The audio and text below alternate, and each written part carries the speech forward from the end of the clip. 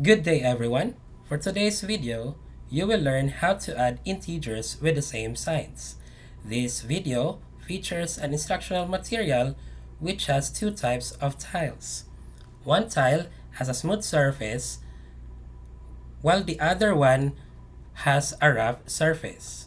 These materials are made from illustration board cutouts and sandpaper.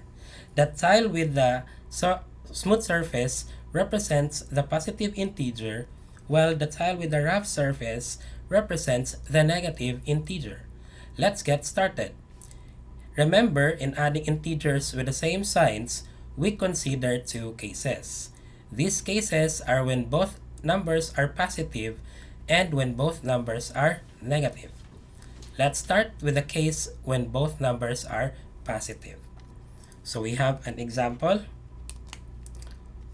Positive 1 plus positive 2. That means I'm going to get one smooth tile for positive 1 and two smooth tiles for positive 2. And then, when we add numbers with the same signs, we will join them together and count all the tiles that are there. So we count 1, 2, and 3. Since we have 3 tiles that have smooth surface, then the answer is positive 3. Therefore, positive 1 plus positive 2 equals positive 3.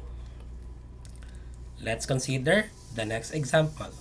We have positive 3 plus positive 2. That means I have to get 3 smooth tiles for positive 3 and 2 smooth tiles for positive 2.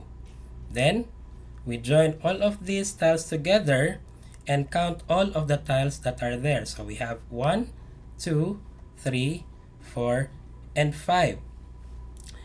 Since all of them have smooth surface, then the answer is positive 5.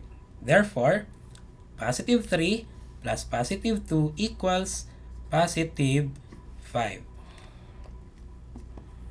So let us now consider the case when both numbers are negative. We have another example. We have negative 2 plus negative 3.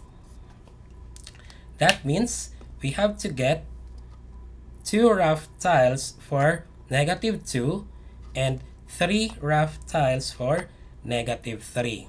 Same with the positive integers, we'll just join them together and count all of the tiles that are there. So we have 1, 2, 3, 4, and 5.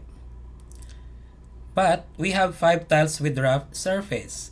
Then, the answer is negative 5. So, negative 2 plus negative 3 equals negative 5. For our next example, we have negative 1 plus negative 3. That means I have to get 1 rough tile for negative 1 and 3 rough tiles for negative 3.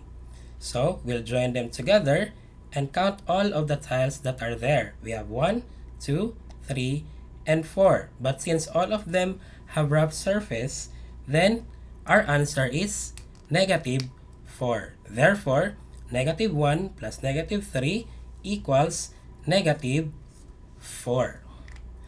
I hope that you learned how to add integer with the same signs from this video. Thank you everyone. See you on the next video.